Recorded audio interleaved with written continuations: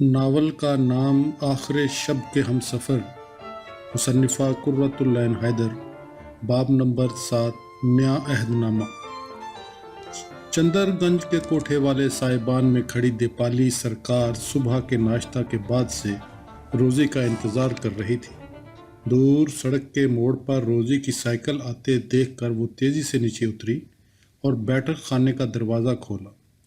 جو ہی روزی اندر آئی، دیپالی نے اسے اپنے کمرے میں لے جا کر جٹ پٹ دروازہ بند کیا اور چٹکنی لگا دی، اور بڑے ڈرامائی انداز سے الماری پر سے بائبل اتار کر، جو ایک مرتبہ پادری بنرجی نے اسے دی تھی، روزی کے ہاتھ میں ٹھونس دی۔ آنکھیں بند کرو روزی۔ حیران و پریشان روزی نے آنکھیں بند کی۔ کہو، ملک و قوم کی خاطر حلف اٹھاتی ہوں، گاڈ دی فادر، گاڈ دی سن اور گاڈ دی ہولی گوسٹ کے نام پر۔ روزی نے ایک آنکھ کھولی۔ مس ہیڈلے نے پرسوں ہی بتلایا ہے کہ صحیح تلفظ گوسٹ نہیں، گوسٹ ہے۔ اچھا، ہولی گوسٹ کے نام پر۔ چلو بولو تو۔ روزی نے دونوں آنکھیں کھولیں اور ٹھٹک کر کہا، دیپالی، میرے پاپا پر تو کوئی آفت نہیں آئے گی؟ وہ بہت بوڑھے ہیں۔ دیپالی چپ ہو گئی، اسے بھی کچھ معلوم نہ تھا۔ میں مستقبل کے بارے میں کیا کہہ سکتی ہوں روزی، مگر تم سچی ہندوستانی ہو کہ نہیں؟ اس نے لمحہ بھر کے بعد کہا۔ ہاں، میں کالٹن بینٹو کرسچین سچی ہندوستانی ہوں، اس نے دل میں تلخی سے کہا۔ پھر اس نے فوراً اپنے آپ کو ڈانٹا، اس خود رحمی کی کیا ضرورت ہے؟ تحریک آزادی میں ان گنت عیسائی شامل ہیں، ایک سے ایک بڑے محب وطن۔ حب وطن کیا کسی ایک ہی فرقے کی میراث ہے؟ اس وقفے میں دیپالی سانس روک کے متوقع نظروں سے روزی کو دیکھے جا رہی تھی۔ اگر اس نے انکار کر دیا تو کیا ہوگا؟ دیپالی کو محسوس ہوا جیسے ہندوستان کا سارا مستقبل اس وقت محض روزی بنرجی کے ہاں یا نہ کرنے پر منحصر ہے۔ دیپالی کو کپ کپی سی محسوس ہوئی۔ اتنے میں روزی نے فرش پر دوزانو بیٹھ کر زیر لب حلف دہرایا اور بائبل سر اور آنکھوں سے لگا کر کہا، so help me God. Dipali اطمینان کا گہرا سانس لے کر اپنے پلنگ پر جا بیٹھی۔ روزی، ادھر آؤ۔ اب گویا وہ گرو یا لیڈر تھی، روزی اس کی چیلی تھی۔ غور سے سنو روزی، دیپالی کی آواز میں تحکم آ گیا تھا۔ اما رائے کی طرح اقتدار اور احساس ذمہ داری انسان کو پل کی پل میں بدل دیتی ہے۔ روزی، ڈی ایم کے بنگلے پر تمہارے کمپاؤنڈ کا کوئی آدمی ملازم ہے، تم نے ایک مرتبہ ذکر کیا تھا۔ مسز کینٹ ویل کی آیا ہمارے ہاں کی عورت ہے لیلا، ممی نے ہی اسے وہاں رکھوایا تھا۔ کہاں کی رہنے والی ہیں؟ پالا تو ممی نے اسے کمپاؤنڈ میں ہے، مگر اس کی نانی نرسنگ دی میں رہتی ہے۔ دیپالی چند لمحوں تک سوچا کہ پھر پوسٹ کارڈ اور قلم نکال کر روزی سے کہا، میں اس کی نانی کی طرف سے تمہاری ممی کو خط لکھ رہی ہوں۔ نانی بہت سخت بیمار ہے، لہٰذا لیلا دی بھی ایک ہفتے کے لیے فوراً نرسنگ دی پہنچے۔ آج کھوکھو نرسنگ دی جائے گا اور یہ کارڈ وہاں ڈاک میں ڈال دے گا۔ اچھا ٹھہرو، جوزف بے حد قابل اعتبار ہے نا؟ تم دیپالی جوزف کو برسوں سے دیکھ رہی ہو۔ اچھا، جوزف ایک لفافہ لے کر لیلا کے نام ڈی ایمز ہاؤس جائے گا اور اس سے کہے گا کہ گاؤں سے آدمی یہ چٹھی لایا ہے، وہی نانی کی بیماری والی، اور کہے گا ہفتے بھر کی ایوزی کا انتظام بھی کرتا آیا ہے۔ یہ لیلا جو ہے تمہاری، یہ میم صاحب سے چھٹی مانگے گی۔ میم صاحب کیسی آدمی ہیں؟ اچھی خاصی ہیں، شریف عورت ہیں، روزی نے جواب دیا، مگر الجھن سی محسوس ہوئی۔ میں مسز کینٹ ویل سے واقف ہوں، ان سے ملتی رہتی ہوں اور اب ان کو دھوکہ دینے جا رہی ہوں۔ اچھی خاصی ہیں، اس نے دہرایا۔ اس کے بعد شام کو ایک برقع والی ملازم کلثوم بی بی ڈی ایمز ہاؤس پہنچے گی۔ لیلا کی ایوزی پہلے میں نے سوچا تھا خط لے کر تم جاؤ اور لیلا کو چھٹی دلا دو اور بعد میں کلثوم بی بی کو پہنچا دو، تو منٹوں میں کام بن جائے گا، مگر پھر خیال آیا کہ تم کو مصیبت میں نہ ڈالوں۔ کیوں؟ روزی نے غصے سے پوچھا۔ پھر حلف کس لیے اٹھوایا ہے؟ تم خود چلی جاؤ گی؟ Of course. او ونڈرفل روزی، دیپالی خوشی سے اچھل پڑی۔ مگر دیپالی، یہ سب کس لیے؟ تم مسٹر کینٹ ویل پر بم تو نہیں پھینکو گی؟ روزی، تم کو پتہ ہے ہم لوگ بم نہیں پھینکتے۔ ہم لوگ؟ دیپالی نے بڑی بے نیازی سے کہا، اور روزی مرعوب ہوئی۔ مگر اچانک اس نے کہا، ایک بڑا سخت لوپ ہول ہے تمہاری اسکیم میں۔ پوچھو کیا؟ لیلا ایک ہفتے کے لیے کہاں جائے گی؟ خط تو فرضی ہے۔ اس کا انتظام بھی کر لیا گیا ہے، فکر مت کرو، یہ بہت معمولی بات ہے۔ اچھا روزی، آج ہے 21 تاریخ، 27 دسمبر سے پہلے کلثوم بی بی کا ڈی ایمز ہاؤس میں پہنچ جانا لازمی ہے۔ مگر کیوں آخر؟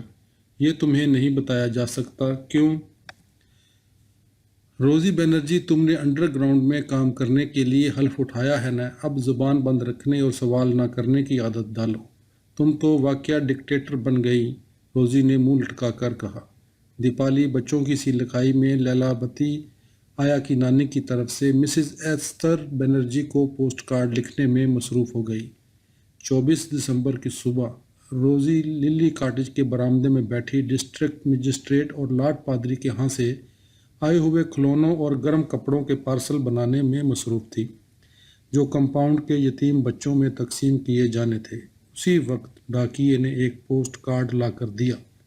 پڑھ کر روزی نے اپنی والدہ کو آواز دی، جو کانفرنس کے نمائندوں کی صبح کی چائے کے انتظام میں سرگرداں پھر رہی تھی۔ ممی، بیچاری لیلاوتی کی نانی کا خط آیا ہے، بڑی سخت بیمار ہے۔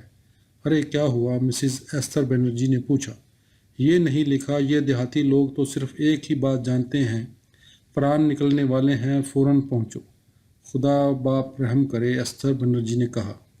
روزی، تم خود جا کر مسز کینٹویل کو خط دکھا دو، ورنہ وہ شاید چھٹی نہ دیں۔ لیلا مجھ سے کئی بار کہہ چکی ہے گاؤں جانا چاہتی ہے، مگر میم صاحب ابھی چھٹی نہیں دے رہی ہے۔ کیوں، ان کے ہاں آیا کا کام ہی ہے کیا؟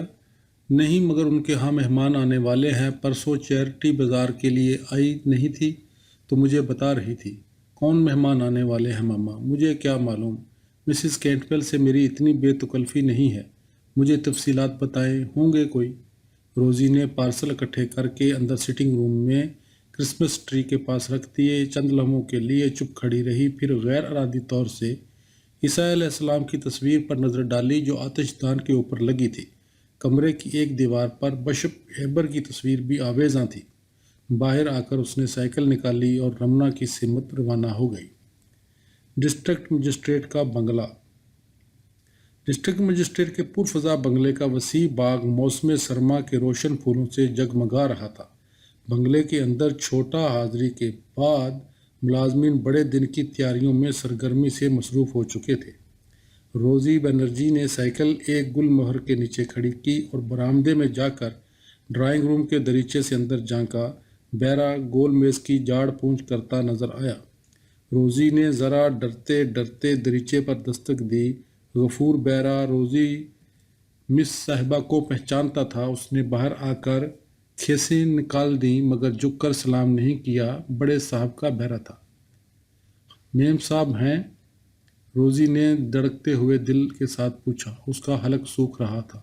اندر ہیں، اور صاحب کچہری جانے والا ہے۔ اندر سے بوٹوں کی چاپ اور ہلکی سی سیٹی کی آواز آئی اور کسی نے پکارا، ڈارلنگ۔ یس ڈیئر، یہ مسز کینٹویل کی آواز تھی۔ بجلی کے کوندے کی طرح روزی کو خیال آیا کہ واپس چلی جائے۔ وہ کس زبردست حماقت میں پھنس گئی ہے۔ قوم پرستی وغیرہ بالکل ٹھیک ہے، مگر یہ خطرناک سازشیں۔ وہ ایک دم پیچھے ہٹی کہ اتنے میں فریڈ کینٹویل کتے کو آواز دیتی خود ہی باہر نکل آئیں۔ Good morning Mrs Cantwell. Good morning, how are you Rosie? Fine thank you Mrs Cantwell, how is Dusky? Dusky کتا تھا جو بھاگتا ہوا برآمدے میں آیا۔ یس روزی، مسز کینٹویل نے سوالیہ انداز سے اسے دیکھا۔ انہوں نے اسے بیٹھنے کے لیے نہیں کہا، اسے ڈرائنگ روم میں نہیں لے گئیں۔ وہ سے اس طرح مخاطب تھیں جس طرح ڈاکیے، پھیری والے یا اخبار فروش سے کھڑے کھڑے بات کی جاتی ہے۔ How is the old padre? Fred Cantwell نے جھک کر ڈسکی کو گود میں اٹھاتے ہوئے دریافت کیا۔ تم کسی خاص کام سے آئی ہو؟ میں روزی شریلا بنرجی، ریورنڈ پال میتھیو بنرجی کی بیٹی، انسان محض ایک حقیر ہندوستانی ہوں۔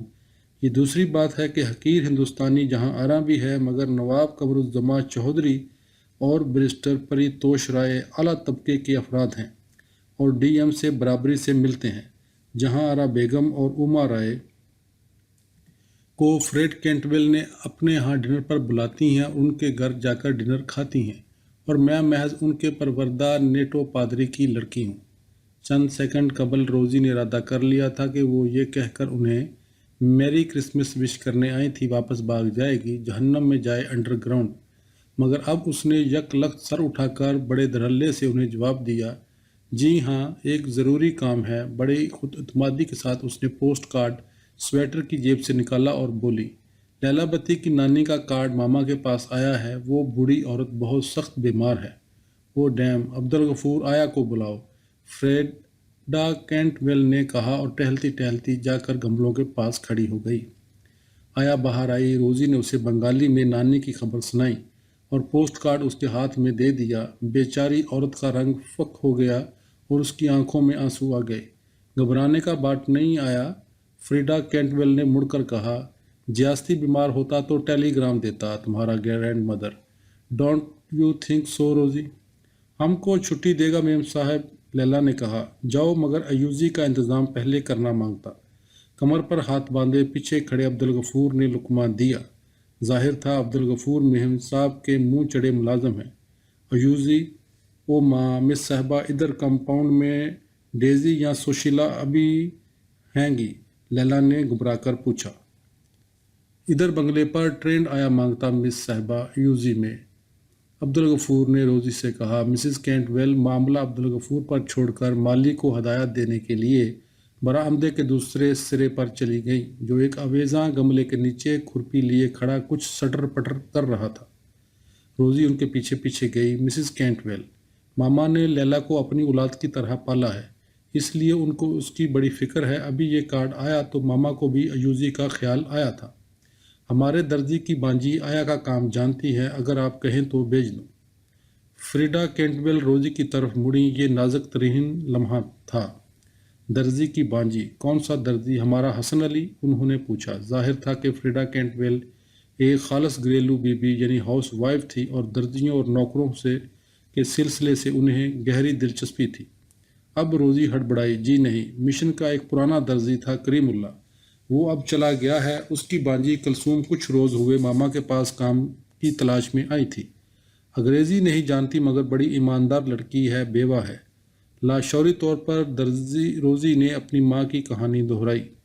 اگر تم اس کی ذمہ داری لیتی ہو تو بھیج دو، میرے کمروں میں سارا سامان کھلا پڑا رہتا ہے، بل کے بکس تک کھلے رہتے ہیں، ہمیں اپنے نوکروں پر اتنا بھروسہ ہے۔ اچھا لیلا، میں جوزف کے ساتھ کلثوم کو بھیج دوں گی، تم اسے سارا کام سمجھا دینا، روزی نے آیا کو مخاطب کیا۔ اچھا روزی بابا، گاڈ بلیس یو روزی بابا، لیلا نے سر ہلا کر کہا۔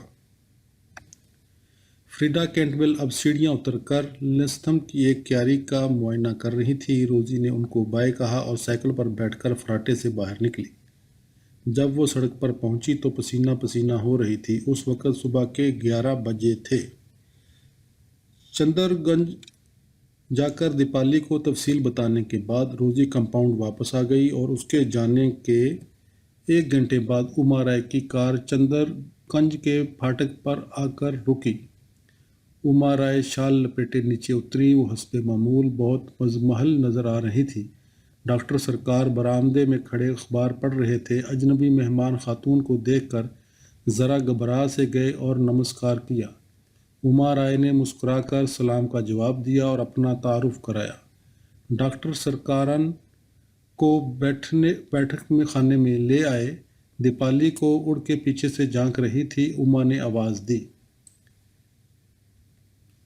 دیپالی جی اما دی، وہ جو مضمون میں نے تم کو لکھنے کو دیا تھا کچھ کامیابی ہوئی؟ جی اما دی، پوری کامیابی۔ گڈ۔ اما رائے نے اطمینان کا سانس لیا، پھر وہ ڈاکٹر سرکار سے مخاطب ہو گئیں اور کچھ دیر تک ادھر ادھر کی باتیں کرنے کے بعد بولیں، بنوئے بابو، میں آپ کے پاس ایک درخواست لے کر آئی تھی۔ دراصل کہیے، میں ہفتے بھر کے لیے کومیلا میں اپنے گاؤں جا رہی ہوں، اگر آپ اجازت دیں تو دیپالی کو اپنے ساتھ لے جاؤں، اس کا کالج بند ہوا ہے، ذرا یہ بھی سیر و تفریح کر لے بیچاری۔ ڈاکٹر سرکار چپ ہو گئے، مگر اپنی قدامت پسندی کے باوجود وہ ایسی اعلیٰ خاندان اور بلند سیرت خاتون سے انکار نہ کر سکتے تھے۔ انہیں یہ بھی احساس تھا کہ تنگ دستی کی وجہ سے وہ دیپالی کو کسی قسم کی سیر تفریح نہیں کرا پاتے۔ اب تینوں لڑکے اندر آ چکے تھے اور کان لگا کر مکالمہ سن رہے تھے۔ ہم بھی چلیں گے، چھوٹے دونوں نے شور مچایا۔ تمہارا میچ ہے، کیسے جاؤ گے؟ دیپالی نے اندر سے نکل کر ڈانٹا۔ تو گویا پروگرام پہلے سے بن چکا ہے، ڈاکٹر سرکار نے کہا۔ پرسوں نرسوں اوما دی نے ذکر کیا تھا، دیپالی نے ذرا گھبرا کر جواب دیا۔ میں چلی جاؤں بابا؟ جاؤ، ہو آؤ، کیا آج ہی جا رہی ہو؟ جی ہاں، رات کے اسٹیمر سے داؤد کندی پہنچنے کا ارادہ ہے۔ اچھا دیپالی، تم تھوڑا سا سامان باندھ لو، میں تیسرے پہر کو کار بھیج دوں گی، اوما نے کہا، اور ڈاکٹر سرکار سے باتوں میں مصروف ہو گئیں۔ دیپالی نے اچانک اپنے باپ پر نظر ڈالی۔ بابا مدتوں بعد خلاف معمول ہنس ہنس کر باتیں کر رہے تھے اور کہے لگا رہے تھے۔ اتنی آسانی سے اجازت دے دی بابا؟ تم پر اوما دی کا جادو چل گیا۔ کومیلا کی رہنے والی ہیں، ضرور کوئی منتر جانتی ہوں گی۔ سارے کامریڈ ان کی غیر حاضری میں بھی ان کا وظیفہ پڑھتے تھے۔ اب دیکھو کس طرح بابا کو منٹوں کے اندر شیشے میں اتار لیا۔ بیچارے بابا، اس نے تعصب سے پوچھا۔ اوما دی کی زندگی میں سیاست کے علاوہ اور کسی بات کی گنجائش بھی ہوگی؟ اس نے سر اٹھا کر اپنی ماں کی تصویر کو دیکھا، جس کے نیچے اوما رائے کرسی پر بیٹھی ڈاکٹر سرکار سے مخاطب تھیں اور بار بار حسب عادت اینک اتار کر آنکھیں جھپک کر ڈاکٹر سرکار کو دیکھتی تھی اور پھر اینک پلو سے صاف کر کے لگا لیتی تھی۔ اوما دی بھی کی آنکھیں بڑی بڑی اور سرمگی تھیں۔ کاش بابا اور اوما دی، لیکن کوئی تک نہیں ہے۔ اوما دی بھی بڑی سخت دل معلوم ہوتی ہیں، حالانکہ اتنی نرم دل بھی ہیں۔ اوما رائے کے جانے کے بعد اپنے کمرے میں اٹیچی کیس پیک کرتے ہوئے وہ دیر تک یہی سوچتی رہی، سوچنے میں ایسی کھوئی رہی کہ آنے والے دنوں کے خطرے اور نزاکت کا خیال بھی اس کے دل میں نہ آیا۔ ٹھیک 3:30 بجے اوما رائے کی کار آ گئی۔ دیپالی دری کا چھوٹا سا بستر اور اٹیچی کیس اٹھائے چندر کنج سے نکلی اور کار میں جا بیٹھی۔ باب نمبر 9 کلثوم آیا۔ 4:30 بجے شام مشن کمپاؤنڈ کا بوڑھا اور معتبر چوکیدار جوزف اپنے ہمراہ کلثوم آیا کو لے کر ڈی ایمز ہاؤس پہنچا۔ میم صاحب ابھی سو رہی تھی۔ صاحب کچہری سے نہیں آیا تھا۔ لیلا بتی سامان باندھے نارائن گنج جانے کے لیے تیار بیٹھی تھی۔ اس نے کلثوم بی بی کو اندر بلا لیا اور کام سمجھانے میں مصروف ہو گئی۔ کوٹھی کے سارے کمرے دکھائے اور اس کے فرائض سے روشناس کیا۔ شام کے ٹائم لیلا بتی اپنا انگوٹھا الٹا کر منہ تک لے گئی۔ صاحب، میم صاحب دھت ہو جاتا ہے، اس کے بعد چھٹی۔ میم صاحب رات کو کپڑا خود بدلی کرتا ہے، بچہ کوئی ہے نہیں۔ صاحب، میم صاحب دونوں بہت شریف آدمی ہیں، تم خوش رہے گا۔ ہفتہ 10 روز کا تو بات ہے۔ لیلا اسے پچھلے برآمدے کے سرے پر اپنی کوٹھری میں لے گئی۔ کلثوم نے اپنا اٹیچی کیس چارپائی کے نیچے سرکا دیا۔ کوٹھری میں سرکے تیل کی عجیب سی بو بسی تھی، اسے ابکائی سی آئی۔ وہ کھڑکی کے پاس بیٹھ گئی۔ شام کی چائے کے وقت میم صاحب نے طلبی کی۔ لیلا اسے اپنے ساتھ لے کر گئی۔ صاحب، میم صاحب لان پر بیٹھے چائے پی رہے تھے۔ کلثوم نے جھک کر سلام کیا۔ پہلے کہیں کام کیا ہے؟ میم صاحب نے انٹرویو شروع کیا۔ کولکتے میں۔ میم صاحب کدھر کا رہنے والا ہے؟ میمن سنگھ، ادھر لال باغ میں ہمارا ماموں ہے، اس کے پاس رہتا ہے۔ بل، پادرے کی لڑکی نے یہ آیا بھیجی ہے۔ I think she will do, Mrs Cantwell نے شوہر کو مخاطب کیا۔ ولیم کینٹویل نے بے پرواہی سے سر خم کیا اور اسٹیٹسمین پڑھنے میں مصروف رہے۔ کلثوم بی بی نے اپنی مستطیع اور خدمت گزاری سے فریڈا کینٹویل کو منٹوں میں رام کر لیا، اور فریڈا کینٹویل کے خاصی سیدھی تھی، فوراً اس کے آگے لیلا بتی کی شکایتیں کرنے لگی۔ کاہل اور کام چور ہے، دن بھر سوتی ہے، پادرے کی بیوی کی سفارش پر اتنے دنوں سے رکھا ہوا ہے، اگر وہ گاؤں سے واپس نہ آئے تو تم یہیں رہنا۔ کلثوم نے اقرار میں سر ہلایا اور میم صاحب کے پاؤں دباتی رہی۔ وہ پردے کی وجہ سے شاگرد پیشے کی طرف بالکل نہیں گئی۔ بوڑھے عبدالغفور میاں ہم مذہبی کے ناطے اس کے متعلق خاصی دلچسپی لے رہے تھے۔ ان کا بڑا لڑکا نواب پورے میں سائیکلوں کی دکان پر نوکر تھا، مگر آوارہ ہوتا جا رہا تھا۔ عبدالغفور چاہتے تھے کوئی نیک بے زبان لڑکی ملے تو 2 بول پڑھوا دیں۔ چنانچہ کلثوم کے گھر کے حالات اور اس کی بیوگی کی المناک داستان سن کر انہیں اس سے اور زیادہ ہمدردی ہو گئی اور وہ اس کی خاطر مدارات میں لگے رہے۔ کرسمس ایو کی وجہ سے وہ شام بے حد مصروف اور ہنگامہ خیز گزری۔ کلثوم رات گئے تک کام میں لگی رہی۔ دوسری صبح بڑا دن تھا۔ سویرے ہی سے سامنے کا برآمدہ ڈالیوں سے بھر گیا اور سلام کے لیے آنے والے ہندوستانیوں کا تانتا بند گیا۔ شام کو صاحب لوگ آئے۔ وہ دن بھی بڑا مصروف گزرا۔ تیسرے روز کولکتے سے مہمان آنے والے تھے۔ عبدالغفور بڑے دن اور مہمانوں کی آمدنی کی وجہ سے کام کی زیادتی کا شکوہ کرتے ہوئے بڑبڑا رہے تھے تو کلثوم نے ان سے کہا، چچا لاؤ جھاڑ پونچھ میں کیے دیتی ہوں، اتنے میں تم کٹلری صاف کروا لو۔ بنگلے پر ان گنت ملازم تھے مگر گول کمرے صاحب اور میم صاحب کے کمرے اور کھانے کے کمرے کی صفائی عبدالغفور خود کرتے تھے۔ جھاڑن کندھے پر ڈال کر عبدالغفور پیٹھ پر ہاتھ رکھے جھکے جھکے پینٹری کی طرف چلے گئے۔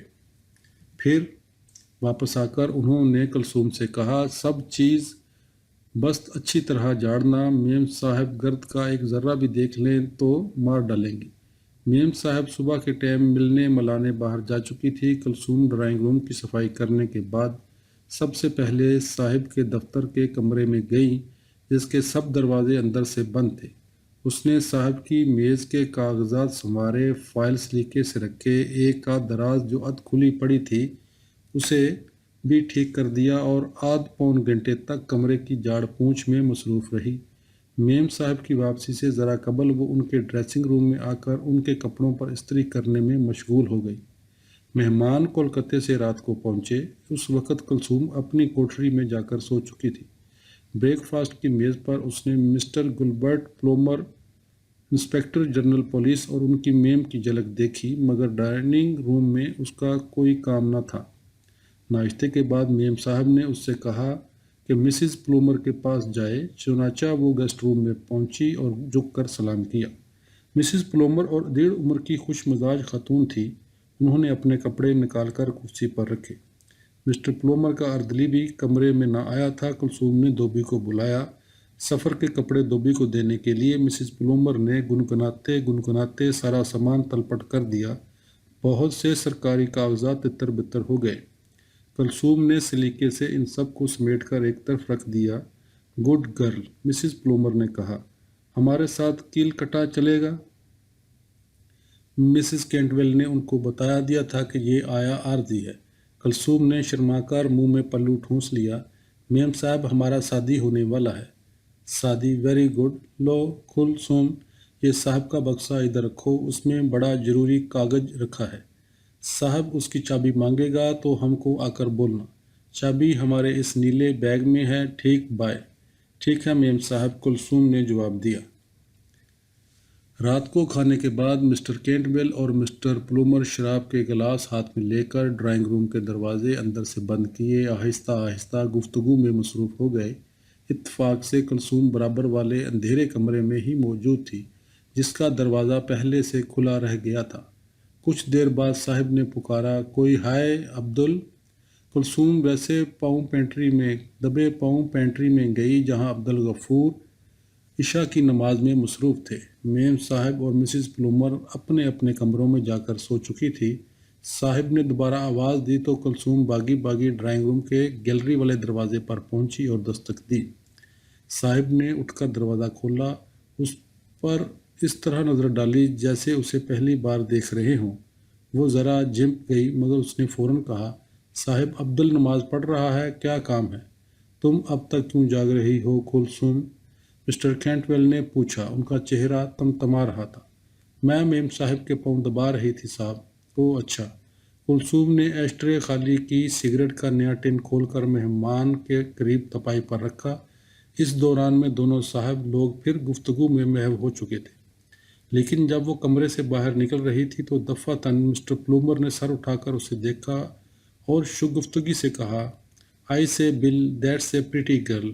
کلثوم ہڑبڑا کر گیلری میں پہنچی اور سرپٹ دوڑتے ہوئے اپنی کوٹھری میں جا کر کھاٹ پر لیٹ رہی۔ مسٹر پلومر صوبے کے اعلیٰ پولیس اور سول حکام کی ہنگامی کانفرنس کے لیے ڈھاکہ آئے تھے۔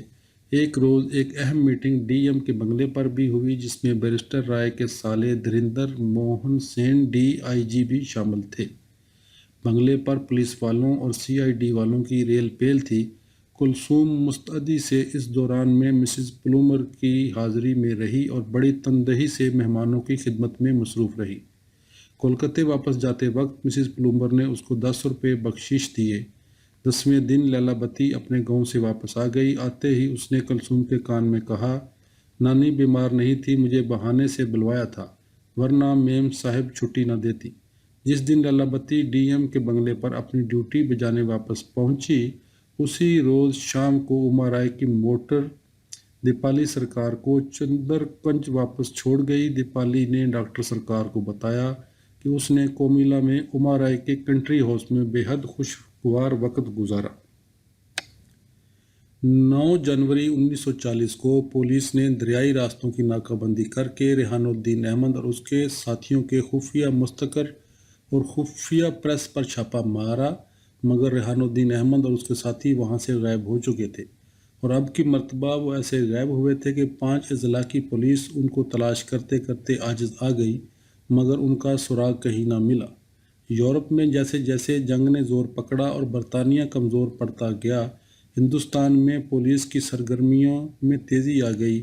بنگال میں ریحان الدین احمد اور ان کے ساتھیوں کی تلاش بھی تندہی سے جاری رہی، مگر وہ سب شاید فضا میں تحلیل ہو چکے تھے۔ لیکن جنگ کے خلاف اور خانہ جنگی کے پرچار میں ان کا لٹریچر اسی طرح خفیہ ٹھکانوں سے چھپتا رہا اور تقسیم ہوتا رہا۔